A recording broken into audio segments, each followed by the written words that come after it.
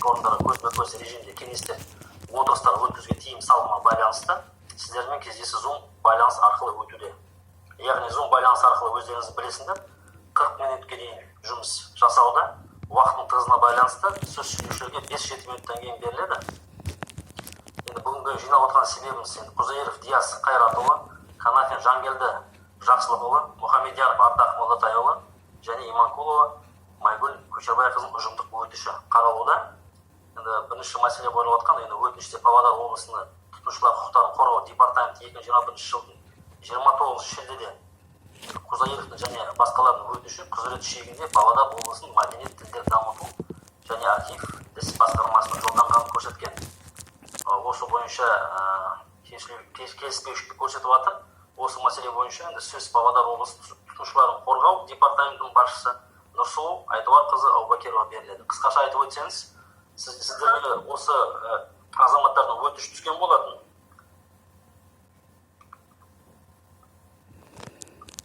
Сол өтініш бойынша сіздер не істедіңіздер? Микрофонды қосыңыз. Қосымаға сәлеметсіздер, мен құрметті Ержан Рагисханович, дөңгелек үстел қатысушылары. Біздің Павлодар облысы тұтынушылардың құқықтарын қорғау департамент ережесіне сәйкес Қазақстан Республикасының тұтынушылардың құқықтарын қорғау заңының сақталуына мемлекеттік бақылау жүзеге асырады. Тұтынушылардың құқықтарын қорғау туралы Қазақстан Республикасының заңының 24-ші бабында сатушының, дайындаушының, орындаушының міндеттері көрсетілген. Осы баптың бірінші тармағына сәйкес сатушы, дайындаушы, орындаушы тауар, жұмыс, көрсетілген қызмет туралы ақпаратты, сондай-ақ сатушы, дайындаушы, орындаушы туралы ақпаратты қазақ және орыс тілдерінде беруге міндетті. Заңның 25-ші бабымен сатушының, дайындаушының, орындаушының тауар, жұмыс, көрсетілген қызмет туралы ақпарат беру жөнінде міндеті қарастырылған.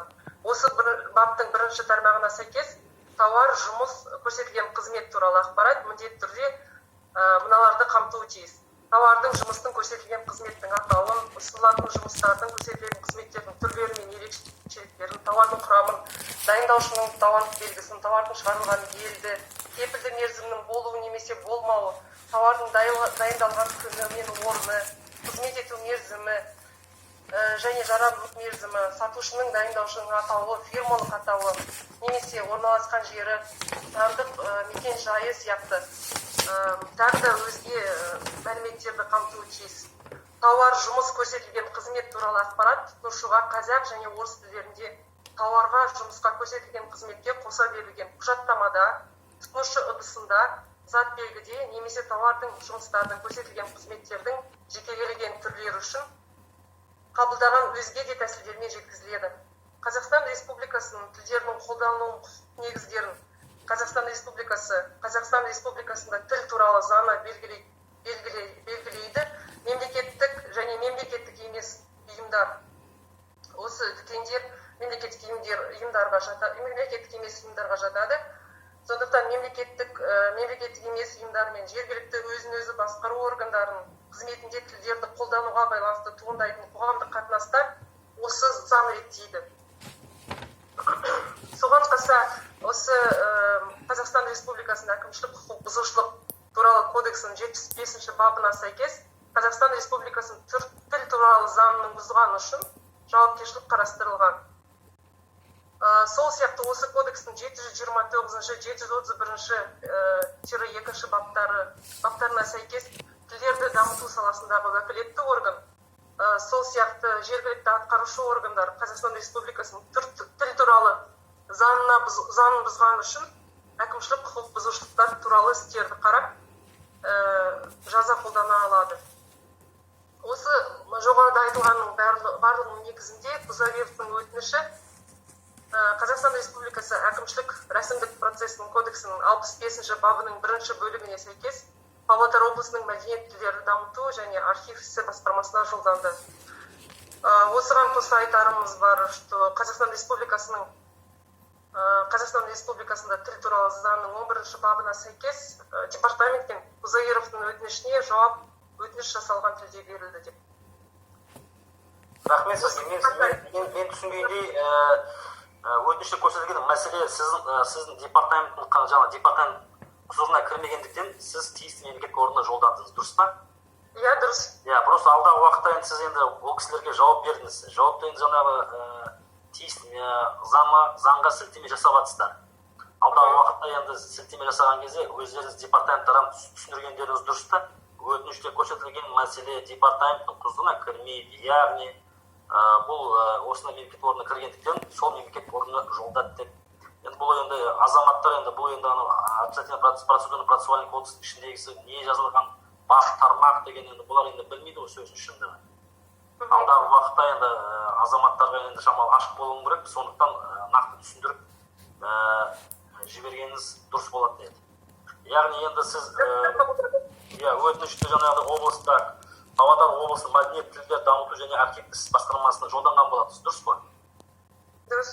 Қазіргі таңда енді Павлодар облысының мәдениет тілдер дамыту және архивтік іс басқармасының басшысының орынбасары Сәуле Абдолжапарқызы Оспанова қатысуда.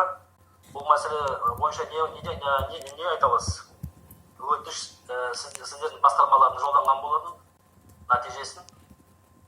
Қайырлы күн, құрметті Ержан Нағызханұлы, құрметті қатысушылар.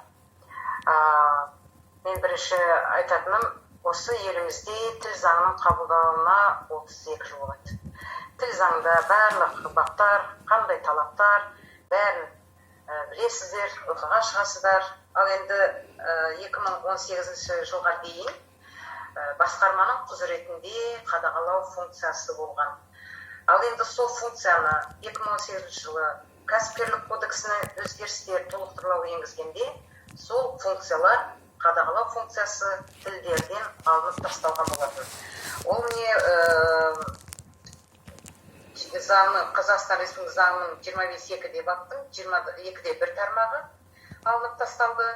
Сол себептен бүгін қадағалау функциясы біздің құзыретімізде жоқ. Оған қарамастан біз ол жұмысты әрі қарай жалғастырып жатырмыз. Яғни келіп түскен өтініштерге, келіп түскен хаттарға және қоғам белсенділердің жасап жатқан жұмыстарына біз тікелей қатысып жүрміз. Енді қандай жұмыс атқарылып жатыр деп мен сіздерге есеп бермей қояйын. Біздің өзіміздің парақшаларымыз бар, ертіс мәдениет сайтымыз бар, тіл альянсы сайты, YouTube каналымыз бар, өзіміздің парақшаларымыз бар, барлық атқарылған жұмыстар сонда көруге болады. Ал енді соңғы уақытта тез туындап жатқан сұрақтар ол мына қызмет көрсетуден бас тарту мәселесі. Қызмет көрсету бір заң бар, өтініш түскен тілде сол тілде жауап беру деген бар. Яғни қазақ тілінде түссе, барлық мемлекеттік органдар, және мемлекеттік емес органдар өзінің құзыретін қарамастан сол тілде жауап беру керек. Сол себептен соңғы уақытта тез қайталанып тұрған жағдайлар ол этнос өкілдерінің, басқа этнос өкілдерінің және қазақ тілін білмейтін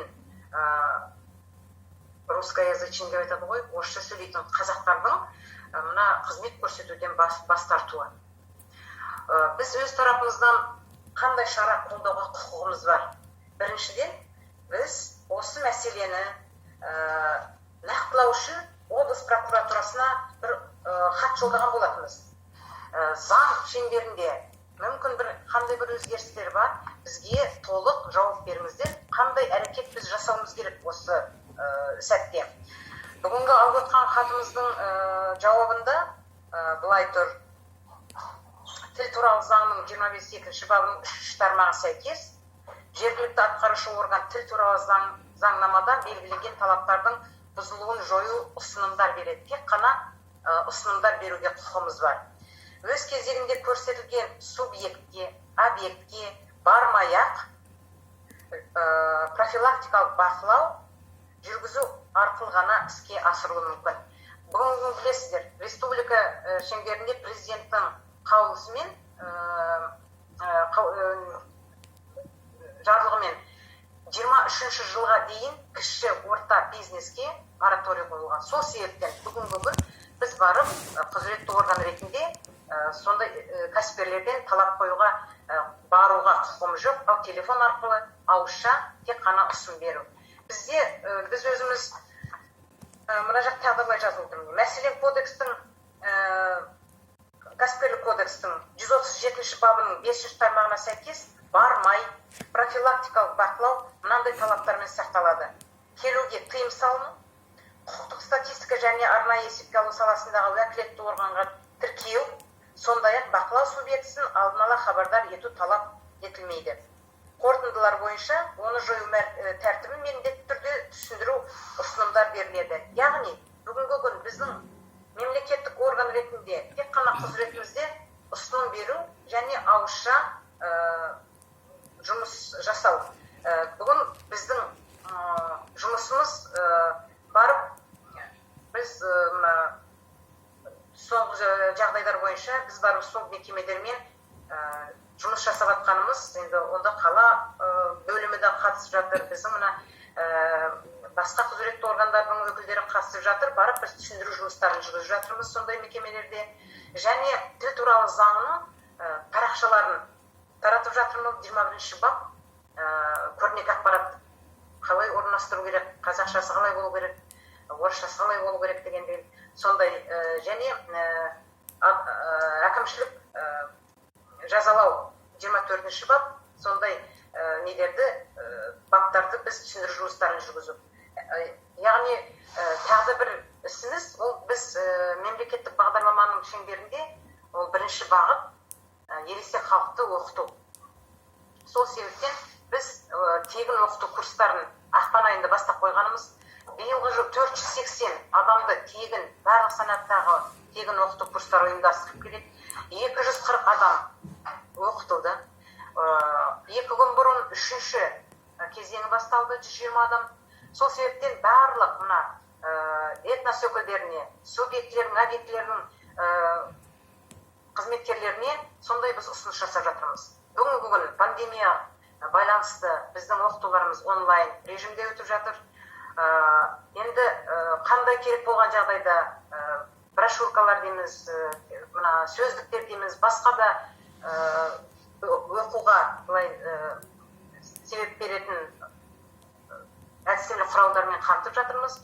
Сол себептен біз енді жалпы осындай жұмыстарды атқарып жатырмыз. Енді қалай барып сіздерді үйттіңіз, бүйттіңіз деуге енді заң бойынша қазір біз шектеу қойып тұр. Сол себептен біз тек қана ауызша кездескен жағдайда осындай жұмыстар атқарып жатырмыз. Сіздің хатыңыз құзыретті бойынша бізге жалпы қауіпсіздік комитетінің өкілдері түскен хаттарды, арыздарды құзырет бойынша бізге, құқықтарын қорғау департаментінің түскен хаттарын құзырет бойынша бізге жолдап жатыр. Ал енді барлық бізде оны құзыретті органдар отыр мұнда.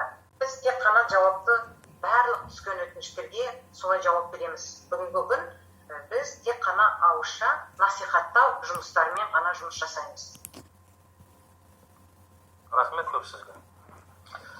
Кешіресіз, тағы өтініште 2-ші тармақ бойынша бізде осы Қызылорда қаласында мәдениетті дамыту бөлім қызметкерлеріне шағым білдірген болатын. Яғни олар өздерінің функционалдық міндеттерді өз деңгейінде орындалмау бойынша. Қазіргі таңда сектор меңгерушісі қатысып отыр. Мейрам Төлегенұлы Нұғман. Аталған мәселе бойынша не айта аласыздар? Микрофонды қоссаңыз. Ассалаумағалейкум, құрметті қатысушылар. Бүгінгі мәселе бойынша түскен арыздың жауабы бойынша айтар болсақ, біріншіде жаңа Сәуле Ғабдыжаппарқызы айтып кеткендей, бізде сол нормативтік құқықтық актілер аясында жұмысымызды жүргізіп жатырмыз. Бұл мәселе бойынша нақты айтатын болсақ, біз туралы заңның орындалуы, мемлекеттік бағдарламаны іске асыру шаралары бойынша нақты және тиісті жұмыстар жүргізіліп жатыр. Жалпы енді мемлекеттік тілді дамытудың 3 бағыты бойынша жүзеге асады негізінде. Өздеріңіз білесіздер, біріншісі көрнекі ақпарат, екіншісі мемлекеттік тілді іс жүргізу, үшіншісі азаматтарды, кез келген азаматты жаңағы түрлі санаттағы дейміз қазақ тілінде оқыту. Осы 3 бағыт бойынша нақты жұмыстар жүргізіліп келе жатыр.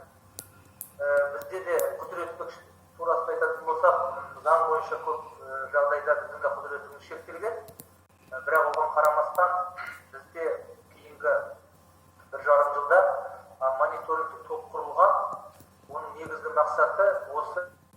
салушы мен сатып алушының арасындағы жалпы халыққа қызмет көрсету саласындағы мемлекеттік тілге тіл байланысына байланысты кикілжіңдердің алдын алу деп айтсақ болады. Бұған нақты мысал айтатын болсақ, жұмыстың негізгі бағытында біз мониторинг барысында сауда орындарына, халыққа қызмет көрсететін орындарда, көпшілік жерлерде халықпен жұмыс істейтін қызмет көрсету орындарында қызметкерлер тіл туралы заңның баптарымен таныстырамыз.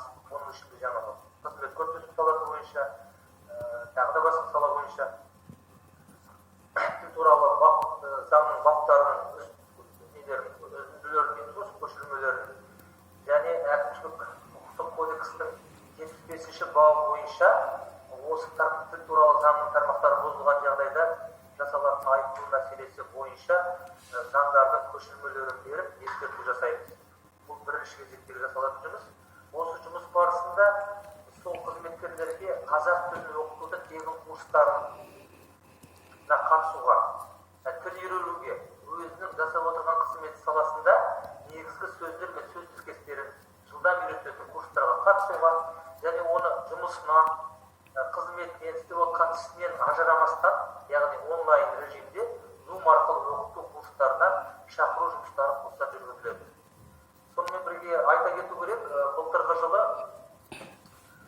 облыстық мәдениет және тілдер дамыту басқармасының бірлескен ана тіл орталығының бірлескен жобасы болды, QR қазақ тілі деген. Сосы плакаттарды да сол сауда үйлеріне, қызмет көрсету орнында, тағы да басқа да мекемелер мен ұйымдарға арнайы барып, сол QR коды бар плакаттарды орналастырамыз және соны өздерінің қалта телефондарына жүктеп алу арқылы қазақ тілін онлайн қашықтық жағдайда үйренуге мүмкіндік жасайтын осы жобаны да ұсынып отырамыз. Бұл жаңағы жасалатын мониторинг топтың жасалатын негізгі жұмысы. Бұл апта сайын жүргізіліп жатыр. Біз жағдайға байланысты аптасына 2 рет, болмаса аптасына 1 рет осы жұмыстарды ұйымдастырып жатырмыз. Жұмыстарды ұйымдастыру барысында қоғамдық ұйымдардың өкілдері, журналистер, басқа да осы тіл жанашырлары бар азаматтарды тартамыз бұл жұмыстарға. Яғни қоғам өкілдері бірлесіп барады. Бұл тек қана үкімет тарапынан ұйымдастырылып отырған жұмыс болмау керек. Қоғамды тарту керекпіз. Оның ішінде үкіметтік емес ұйымдар бар. Солардың өкілдерімен бірлесіп жұмысты жүргізіп жатырмыз.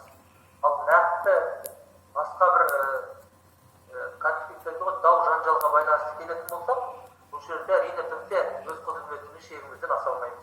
Өз құзыретіміз шегінде ғана жұмысымызды жүргізіп отырмыз. Менің айтатыным осы. Рахмет сізге көп. Енді бүгінгі отырысқа Мұхамедияров Ардақ Мұлатайұлы, Иманқұлова, Майгүл Көшербайқызы қатысып отыр. Майгүл Көшербайқызы. Сәлеметсіздер ме тағы да мырзалар мен ханымдар. Рахмет сізге, Ержан мырза. Мына УМПСДП облыстық полициямен не болады? Неге өшіріп отыр бет жүзін, микрофонын? Осы азаматқа, осы қызметкерге сұрағым бар. Сіздің арқанызда сұрап алайын, тәппештеп. Қоса ме, қоспай ме? Ержан мырза. Қосылуда ол кісі. Но мен көріп отқам жоқпын. Әйнегі де жабық, микрофонды өшірілді. Кім? Қаласы полиция басқарма жергілікті полиция қызметі басының орынбасары Руфат Айтбайұлы Кежін. Руфат мырза, бет жүзіңізді қосыңыз, жиналысқа келгеннен кейін бетіңізді көрсетіңіз. Осы мекеме, осы қызметкерлер қандай жұмыс жасап жатыр осы жақтан қарағанда? Тұтынушыларға қандай көмек беріп жатыр? Міндетті түрде қазақ тілді тұтынушыларға. Бірінші сұрағым осылай болады. Жауап бере ме, бермей ме? Мемлекет тілінде. Біз қарапайым, қара халықпыз. Жүрген жерде өз құқығымызды өзіміз қорғап жүреміз. Неше түрлі балағат сөз естиміз. Төбелеске шейін дайын тұрады төбемізден ұруға. Сонда қай мекемеге барсақ та, бармасақ та, әр жерде, әр мекемеде, міндетті түрде Қазақстан жерінде біз кінәлі болып шыға келеміз. Өзіміз. мемлекет тілінде қызмет алған үшін қылмыс болып шыға келеді біздің жақтан. Сонда мына мекеме Аубакирова ханым басқарып отқан мекеме қандай 5 тиынға керек болып тұр осы мекеме? Мына Сәуле ханым айтты, бұларда мораторий. Тиісуге болмайды деді. Сонда мына департамент по защите прав тұтынушылардың осы мекеме қандай 5 тиынға керек осы мекеме? Не себептен бұлар жалақысын алып отыр? Қазақ тілін мүддесін қорғамаса, тұтынушының мүддесін қорғамаса, осындай Аубакирова ханым сияқты кешегі ана Дәурен қалай дейді, Жабаев пе кім үңгірден шыққан осындай қызметкерлер лауазымды орында отырып, өздері қазақ тілін Қазақстанның жерінде отырып, аяқтың астына таптаған кезде біз кімнен қорғау сұраймыз? Кімнен көмек сұраймыз сонда? Бұлар қандай арсыздықпен, ұятсыздықпен сонда жалақы алып отырады? Жалақыны ел төлеп отыр, халық төлеп отыр. Салық арқылы алып отыр. Сонда бұлар отырады. Ой-бой, біздікі емес. Анда барыңыз, мында барыңыз. Не үшін осындай 99 5 тиынға керек жоқ мекемелер керек сонда? По защите прав потребителей деп дөп-дөкой атауы бар ғой сонда. Қайда барамыз сонда? Кімнен қорғау сұраймыз? Кімнен көмек сұраймыз? Кімнен ақыл сұраймыз? Өз бетімен осылай жүріп төбелесіп жүру керекпіз бе? Полиция кешегі, ал жарайды, мына кісілерде тіл басқармасында мораторий тұр 22-23 жылға дейміз. Сонда полиция не істеп жүр? Өзіміз қарапайым халық болып, өзіміз қолымызға алып, осыны өзіміз қорғап жүрміз. Аубакирова ханым сияқты, кешегі Жабаев сияқты өз кабинеттерінде моя хата с краю деп отырғанда. Біз сонда қорғап жүрміз. Аяғында полицияны алдында, қызмет құзырлы органның алдында біз кінәлі боламыз, Не себептен міне? Департамент полиции Кузаиров деген Диас мырзаны тіл жанашыр, осы Аубакировтан асып кетті ол кісі. Мейрам мырзадан да асып кетті ол кісі. Өйткені ол кісі мына 3-4 мекеменің жұмысын істеп жүр. А оны полицияға шақыртады. Жауап берсін осы полиция басқармасы. Не себептен полицияға шақыртады? Қазақтың мүддесі мен қазақтың құқығын қорғаған үшін бе? Алып керек болса. Ержан мырза, сіздің арқаңызда жауап берсін. Қайда сол кісі? Қайда жоғалып кетті? Жаңа ғана болды ғой. Неге шығып кетті? Абыройы мен намысы жоқ пе жауап беретіндей? Не себептен? Телефон арқылы хабарласып жатырмын, жаңа айттым. Қазір деген шығып кетті, қазір мен хабарласам. Сұмдық қой. Қарапайым халық өзі жүреді, өз құқығын қорғап. Осы 5 тиынға керек жоқ мекемелерден еше жауып тастау керек. Бетімен Аубакирова ханым сияқты алып отқан, кешегі Дәурен Жабаев сияқты алып отырған жауып тастау керек. Керек жоқ сіздер.